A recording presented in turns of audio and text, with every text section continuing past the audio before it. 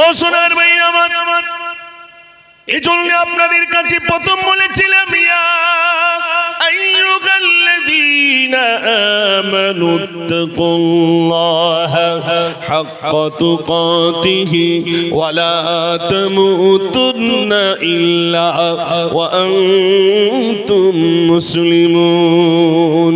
আল্লাহ রাব্বুল আলামিন বলেন, হে বিশ্বাসীগণ, তোমরা আমাকে ভয় করো, ভয় করার মতো ভয় করো, অতক্ষণ পর্যন্ত মৃত্যু বরণ করো না, যতক্ষণ পর্যন্ত প্রকৃত মুসলমান না হতে পারবে ততক্ষণ পর্যন্ত মৃত্যু বরণ করো না। ও মা জননীরা, মা আপনারা যারা আছেন আমার কথাগুলো একটু মন দিয়ে শুনবেন। মা, পর্দা করা হলো ফরজ। দুনিয়ায় পর্দা করা ছিল আমার ফরজ, ওই পর্দাটা আমি করতে পারলাম না। লোক যেখানে, পুরুষ যেখানে, সেখানে আমি বসে রইলাম। শীতকালে আমার মাথার চুলগুলো আলগা করে আমি রাস্তায় যখন রোদের তাপ গ্রহণ করলাম। ও সোনার ভাইরা, ও মা জননীরা, মা বিশ্বাস করুন, কবরে আপনাকে আমাকে যাওয়াই লাগবে। আপনার এই মিলাদও শুনেছেন, বক্তাদের মুখে শুনেছেন। হযরত আবু যার গিফারি রাদিয়াল্লাহু তাআলা ভাইরা আবার যখন ফাতেমাতুজ জাহরা রাদিয়াল্লাহু তাআলা কি কবরে শোয়ানো হয়, এ কবর তুমি কি জানো? তোমার কবরে কাকে দাফন করা হচ্ছে তুমি কি জানো?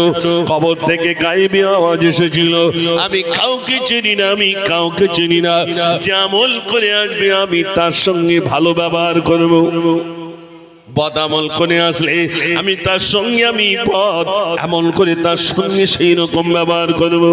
এখানে যারা আছেন বিশ্বাস করুন, আমাদের মা জননী জানেনা আমার বক্তব্য শুনছেন, আজ থেকে নিজের আবরুকে হেফাজতে রাখুন, নিজের চোখটাকে আপনি হেফাজতে রাখুন। ও সোনার ভাইরা, ও আমার মা জননীরা, প্রত্যেকের ভিতরেই ভাইরা আবার পর্দা করা এবং ছতর ডাকা হলো ফরজ। কিন্তু বর্তমান দেখা যাচ্ছে, ও সোনার ভাইরা, নারীদের পায়ের গোড়ালির নিচে থেকে নিয়ে আর মাথার তালু পর্যন্ত ঢেকে রাখা হলো ভাইরা আমার ফরজ। আর পুরুষের জন্য নাভি থেকে, নাভির উপর থেকে হাঁটু পর্যন্ত ঢাকা ফরজ। কিন্তু বর্তমান দেখবেন পুরুষেরা প্যান্ট পরে জুতোর তলায় ঢোকে, আর নারীরা প্যান্ট পরছে, পায়জামা পরছে গোড়ালির উপরে। বুঝতে পারেন লায়ক মেয়ে পায়জামা পরেছে এত দূর, হাঁটুর একটুকুর নিচে। আমাদের গ্রামে একটা মেয়ে ওইরকম প্যান্ট পরেছে, তা আমি জিজ্ঞেস করছি, আরে তোর বাপ প্যান্ট কিনে দিলে তো একটা ছোট দেখে কিনে দিলে, একটু বড় কিনলি ভালো হতো। তার বলছে এখন এইসব বেরিয়ে গেছে, তুমি কিচ্ছু জানো না। আহা, আর বাপ দেখে দেখে, এই তো জানুয়ারি মাস চলছে না ভাই, হ্যাঁ, লায়ক মেয়ে পিকনিকে যাবে, জামা জোড়া আগে থেকে সব কমপ্লিট করে রেখেছে। বাপের মার কাছে এসে বলছে, মা টিউশনি মাস্টার কিন্তু আর পিকনিকে নিয়ে যাবে। বাপের কাছে যেই বলেছে, বাপ বলছে খবরদার আর মেয়ে যান না যায়, মান সম্মানের ব্যাপার। তখন গিন্নি বলছে, তুমি সব বোঝো, এখনকার মেয়েরা জাতি হয়। ঠিক বলছি না ভুল বলছি? বাপ যেতে দিচ্ছে না, তখন মা বলছে তুই চুপ কর, আমি ঠিক টাইমই তো পার করে দেবো। মেয়েটার জামা জোড়া প্যাকেটের মধ্যে দিলে বলে, ওই দিক দিয়ে গাড়িতে উঠুস করুন। ঠিক ওই দিক দিয়ে পার করে দিল। বাপ বাড়ি এসছে, মেয়ে কথা ঠিক জায়গায় আছে, মেয়ের পার করে দিল। রাত 2টার সময় ফোন করতেছে, ও মা আমার গাড়ি এবার ঘাটে লেবেছে। রাত 2টার সময় মেয়ে বাড়ি আসতেছে, আর মা সেলাইন দিয়ে মেয়েটা পার করে দিল। এরকম আছে না? নাই? হ্যাঁ না বলেন না। ও সোনার ভাইরা, আমাদের কাছে কিছু রোগী আসে, এ রোগী আপনাদের কাছে আসবে না, এই রোগীগুলো আমাদের কাছে আসে। ইদানিং একটা পেশেন্ট এসে বলছে, মানে রোগী এসে বলছে, হুজুর মেয়েটাকে একটু আপনার মাদ্রাসায় ভর্তি দিতে হবে। বলছি কেন? বলে আমার 3টে মেয়ে, তারপরেও আমার বিবি আমার ছেড়ে অন্য জায়গায় গিয়ে বিয়ে করেছে। বড় দেখে মোবাইল দেন, বুঝতে পারবেন খেলা। বড় দেখে মোবাইল দেন বিবির কাছে। আমার কথা রাগ করলে হবে না। বর্তমান যাদের বিয়ে হয়নি ওরা আর কজনের সাথে কথা বলছে? যারা লাইসেন্স পেয়ে গেছে 70 জনের সঙ্গে কথা বলছে, লাইসেন্স প্রাপ্ত। 3টে মেয়ের পরে আবার অন্য জায়গায় বিয়ে করে, কোন স্বার্থে? তারপরে আবার একটা পেশেন্ট আসলো, সে পেশেন্ট এসে বলছে, হুজুর আমার এই বাচ্চাটা একটু মাদ্রাসায় নিতে হবে, এতিম। তার মানে বলছে ওর বাপ আমার ছেড়ে চলে গেছে। দু রকম পেশেন্ট, বুঝতে পেরেছেন? একটা মেয়ে চলে গেছে আর একটা কে চলে গেছে, বাপ চলে গেছে।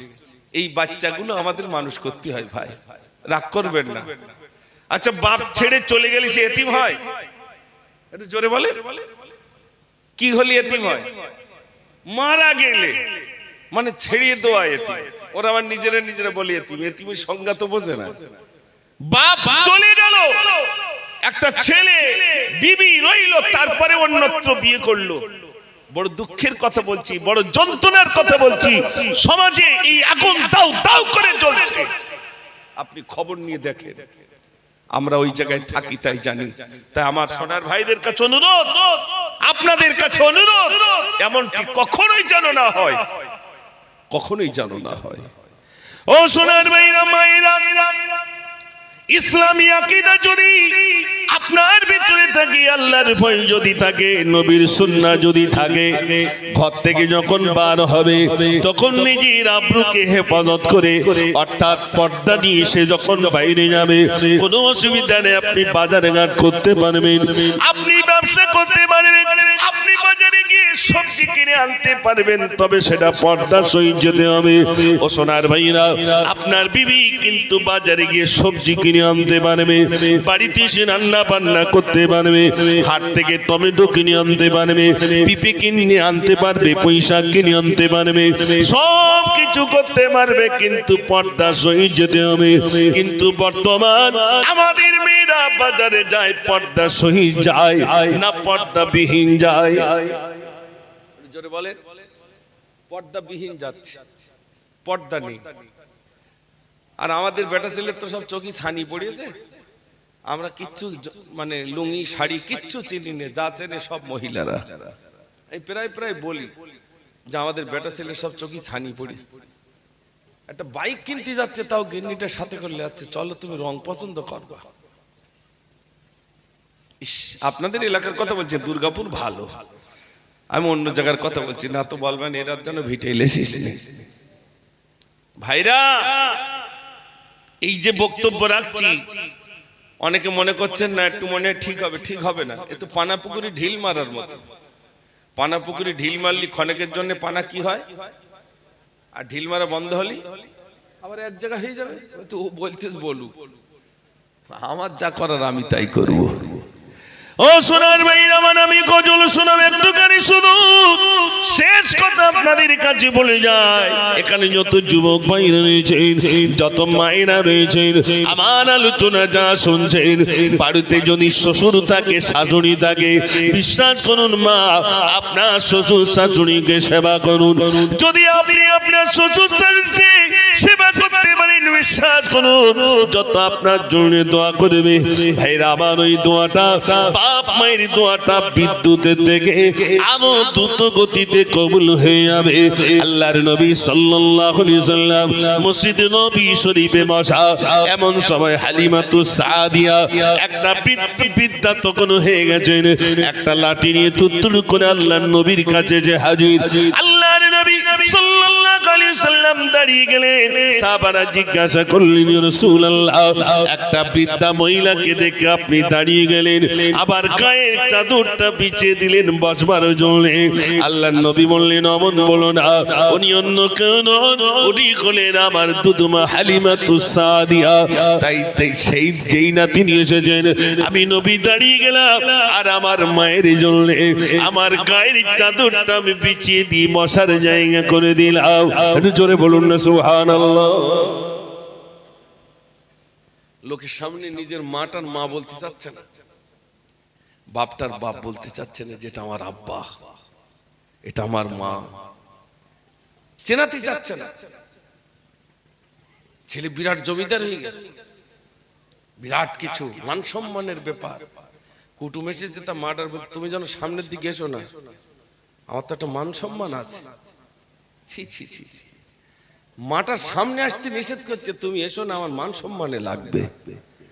ওই ছেলে বিরাট মানে মা দোয়া করবার সঙ্গে সঙ্গে কবুল হয়ে যাবে, তাই তো? কবুল হবে। মক্কা শরীফের একটা ইমাম সাহেব তিনি বলছেন আমার মা আমার জন্য বদদোয়া করেছেন। যখনই আমি বাড়িতে দুষ্টুমি করতাম আমার মা আমাকে বলতে, যা আল্লাহ যেন তোর মক্কার ইমাম বানিয়ে দেন। মায়ের বদদোয়ায় আল্লাহ আমাকে মক্কার ইমাম বানিয়ে দিয়েছেন। জোরে বলুন না সুবহানাল্লাহ। আমাদের দিকের মারা দোয়া করে, তবে সন্তানের জন্য এই দোয়া করে, তুই লরির তলায় পড়, তুই খানায় পড়, আমি যেন বেঁচে থাকতি তোর মরা মুখ দেখি। এরা বলে না ভাই? ওরা অনেক মা মরা মুখ দেখে, মার দোয়া কবুল হয় না, হয় না? অনেক মা এই দোয়া করে। আমার মায়েদের বলবো, মাই এমন দোয়া করবেন না, কষ্ট দিক ছেলের জন্য এই দোয়াটা করবেন না, সন্তান শেষ হয়ে যাবে, বরবাদ হয়ে যাবে। মা যদি দোয়া করে দেয়, মুজাফফরের দোয়া কবুল হবে কিনা এর কোনো গ্যারান্টি আছে ভাই? একটু জোরে বলে। গ্যারান্টি নেই। আমি খোকনের বাড়িতে এসেছি, খোকন যদি বলে হুজুর একটু দোয়া করে দেবেন, আরে খোকন আমার বলবে কেন দোয়া করে দেবেন? আমার দোয়া তো কবুল হবে, গ্যারান্টি নেই। কিন্তু খোকনের আম্মা যদি দোয়া করে, গ্যারান্টি আছে না নেই? মা দোয়া করে দেবে, সন্তানের নসিবটা বদলে যাবে। জোরে বলুন না সুবহানাল্লাহ। যেখানেই যাবেন মাকে শুধু একটু বলে যাবেন, মা আমি যাচ্ছি, একটু দোয়া করো। ও সোনার ভাইরা আমার, এজন্য আমি আপনাদের কাছে বলে যাই, আমি মুজাফফর প্রতি বছর আপনাদের খেদমতে আসি, বিশ্বাস করুন মহব্বত করে আসি। আমি দেখেছি আমার স্নেহভাজন খোকন তার ভাইরা মেরি মা বাপের জন্য এবং আত্মীয় স্বজন যা চলে গেছেন সুন্দর ইন্তজাম করেন, বহু টাকা তারা খরচা করেন। কিন্তু সোনার ভাইরা আমার, আল্লাহ রাব্বুল আলামিন এদের জন্য তাদের উত্তম জাযা নসিব করেন। বাপের জন্য মায়ের জন্য একবার নয় দুইবার নয়, অনেক ছেলে এরকম করে, বাপের কাজটা আমি কমপ্লিট করে দিলাম। কি করে দিয়েছো? বলছে একটা কলমাকানি করে দিলাম, কলমাকানি করে দিলাম, 4 দিন করে দিলাম, বাপের কাজ সমাপ্ত করে দিলাম। এখানে যারা আছেন সত্য কথা বলুন, 4 দিনের অনুষ্ঠান করলেন, কলমাকানি করে দিলেন, বাপের কাজ সমাপ্ত হয়ে গেল। এই কথাটা কি ছেলে বলে? বলুন, বাপের কাজ কি ছেলে সমাপ্ত করতে পেরেছে? পেরেছে? পারবে না। কিন্তু কি বলে, বাপের কাজটা সমাপ্ত করে দিস কলমাখানি। আর কলমাখানিতে তো যাই আমরা যারা, আলহামদুলিল্লাহ সেই 12টা না বাজলি তো যাইনি। গিন্নি মনে করে দেয় আজ কলমাখানি যাও তাড়াতাড়ি, তা তাড়াতাড়ি ছুটি আসে। আর তসবিলে হুজুর গনে কত কলমা পড়িস না পড়িস, তাই তো গনে না আপনার দিকে গনে, তখন হাত তোলে এরকম। এটা কত ভাই? একটু জোরে বলে। 5000? 5 তো হতে পারে, 500 তো হতে পারে, তা আমরা সব ধরে নেই 5000। 5তে জিজ্ঞেস করতে তুই পড়িলি? তার বাকিতে দিছি, পরে পড়ে দেওয়ান, বাকিতে দিয়েছে 5000। তার মানে এসে হাত তুলতে হবে, মুখে কিচ্ছু বলিনি, হুজুর 5টা গুনে লেলে, অথচ বলতে বাকিতে দিছি। তা আমি যদি চিটিংবাজি করি বাকিতে, তা আমার বেলা চিটিংবাজি হবে না? হবে না? একটু জোরে বলেন। ও সোনার ভাইরা, বাপ মরে গেছে, জানাজা পড়তে যাচ্ছে ছেলে, এলান হয়েছে জোহর বাদ জানাজা, ছেলে জোহরের নামাজ পড়িনি। তা বিবিটা জিজ্ঞেস করতে, সে টুপি নি, তাড়াতাড়ি রুমাল দাও। তা সে হাত রুমাল কোন রকমে কানের দিক গুঁজে এবার যাচ্ছে, কোথায় দিতি? জানা যায় গিয়ে দাঁড়ালো, ইমাম সাহেব বলছে তোমার আব্বা মারা গেছে, তা তুমি এসে বলো আমার বাপ যা অন্যায় করেছে, ত্রুটি করেছে, আপনাদের সঙ্গে লেনদেনের দিক দিয়ে যাই কিছু করুক, আল্লাহর রাস্তায় ক্ষমা করে দেন। আর যা টাকা পয়সা পাবে আপনারা বলুন, আল্লাহর রাস্তায় আমাকে বলবেন দিয়ে দেবো। এই কথাটা তুমি বলো। ছেলে বলে আমি বলতে পারবো না, তুমি একটু বলে দাও। বলে না ভাই? ভাগের বেলার ইমাম সাহেবের ডাকে যে হুজুর দোকান কোন দিকটা লোবো, জমিটা কোন দিক লোবো, তখন বলে 1 ইঞ্চি ছাড়ছি না, ছাড়বো না, 1 বিঘে ছাড়বো না। ভাগের বেলা ছেলে বুঝতে পারলো ভালো, কিন্তু বাপটার ওই জানাজার সামনে গিয়ে একবারও বলতে পারলো না আপনার আল্লাহর রাস্তায় আমার আব্বাকে ক্ষমা করে দেন। কানতে কানতে ছেলে বলবে আল্লাহর রাস্তায় ক্ষমা করে দেন। আজ আমি আসামি হয়ে আমার বাপের হয়ে আপনাদের কাছে ক্ষমা চাইছি, আপনারা ক্ষমা করে দেন। গায়ের মানুষ বলবে যাও আল্লাহর রাস্তায় ক্ষমা করে দিলাম। যেই বলবেন ক্ষমা করে দিলাম, আল্লাহ বলবেন বান্দা আমি আল্লাহ, আমিও তোমাদের জীবনের ত্রুটিগুলো আমি রব্বুল আলামিন ক্ষমা করে দিলাম। জোরে বলুন না সুবহানাল্লাহ। তাহলে জানাজায় গেলে লাভ আছে না লস? একটু জোরে বলেন। লাভ। আর পাঠাচ্ছি কার? গিন্নির পাঠাচ্ছি, তুমি যাও। জানাজায় আমি গেলাম। জানাজায় গেলে নিজের গুনাহ মাফ হয়। ও সোনার ভাইরা, মুমিন ব্যক্তির যদি জানাজা পড়তে পারে, মুমিন ব্যক্তি যদি কবরস্থ হয়, কিছু ফেরেশতা এসে বলে, আল্লাহর বান্দা শোনো, তোমার জানাজা নামাজ যারা পড়তে এসেছিলেন, আল্লাহ রব্বুল আলামিন তাদের জীবনের ত্রুটিগুলো আল্লাহ রব্বুল আলামিন ক্ষমা করে দিয়েছেন। ও সোনার ভাইরা, বসিয়া হুজুর তানার কিতাবের ভিতরে লিখেছেন, তাসাউফ তত্ত্বের ভিতরে লিখেছেন। এবং ভাইরা আমার, এই যে দাফন কাফনের একটি কিতাব রইল, আল্লামা হুজুর কিতাবের ভিতরে লিখেছেন। ও সোনার ভাইরা, মানুষ ইন্তেকালের পরে মুমিন ব্যক্তি কি করে তোমরা বুঝবিনি মুমিন। বসিয়া হুজুর লিখেছেন, মুমিন ব্যক্তির নিশানা হলো ইন্তেকালের পরে তার নাকের মাথাটা হালকা ডান দিকে বেঁকে যাবে, কপাল থেকে চাওয়াল থেকে ঘাম ঘাম হবে, তখন বুঝতে পারবে ইনি হলেন প্রকৃত মুমিন। একটু জোরে বলুন না সুবহানাল্লাহ। মুমিন কি করে বুঝবে? তার নাকের মাথা হালকা ডান দিকে বেঁকে যাবে, কপাল থেকে চাওয়াল থেকে ঘাম ঘাম হবে, তখন বুঝতে হবে ইনি হলেন প্রকৃত মুমিন। একটু জোরে বলুন না সুবহানাল্লাহ। আর আমাদের মাথা ঘুরতে চায় না। ইমাম সাহেব বলে, ইমাম সাহেব একটু কাবার দিক ঘুরিয়ে দেন। সারা জীবন ক্লাবের দিক নজর ছিল, আজকের নজর কি কাবার দিক যাবে ভাই? তা কেউ কথা বলে না। কি করে যাবে? কি করে যাবে? সারা জীবন ওর দিকে নজর নিয়ে আর মল্লিক পরে ইমাম সাহেব গিয়ে বলছে, বিসমিল্লাহি ওয়া আলা মিল্লাতি রাসূলিল্লাহ, আল্লাহর নামে নবীর দলে দিয়ে দিলাম। ফেরেশতা বলছে আর নবীর দলে দিতে হবে না, সারা জীবন তাসের দলে ছিল। তাসের দল বোঝেন?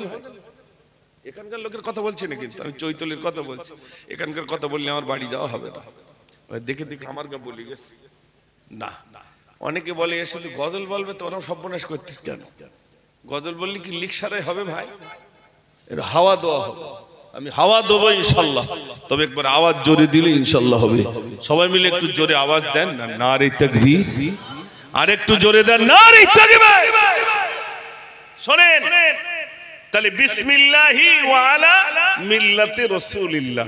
কবরে যখন শোয়ানো হয়, আল্লাহর নামে নবীর দলে উঠাইয়া দিলাম, আল্লাহর নামে নবীর দলভুক্ত করে দিলাম। তা আমি মরার আগে আল্লাহর দলে ছিলাম বলে মনে হয়? মরার আগে তো আল্লাহর দলে ছিলাম না, মরার আগে তাসের দলে, মরার আগে জোয়ার দলে, মরার আগে মদের দলে, মরার আগে টিকিটের দলে। আর যেই মরে গেলাম, ইমাম সাহেব বললেন বিসমিল্লাহি ওয়া আলা মিল্লাতি রাসূলিল্লাহ, আল্লাহর নামে নবীর দলভুক্ত করে দিলাম। অত সহজে চলে গেল ভাই? না। এই জন্য সজাগ হতে হবে। আল্লাহ পাক যেন সুমতি দান করেন। সবাই বলুন আমিন। সবাই বলুন আল্লাহুম্মা আমিন। আমি এবার কিছু গজল আপনাদের কাছে শোনাবো ইনশাআল্লাহ। একবার দরুদ শরীফ পড়ুন, আল্লাহুম্মা সাল্লি আলা। সবাই পড়ে। ওয়া আলা আলি সাইয়্যিদিনা।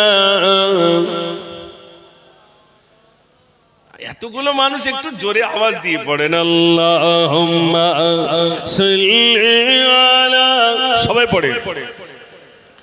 মাওলানা মুহাম্মদ ওয়া আলা আলি সাইয়্যিদিনা। ऐसा जिगंबद वाले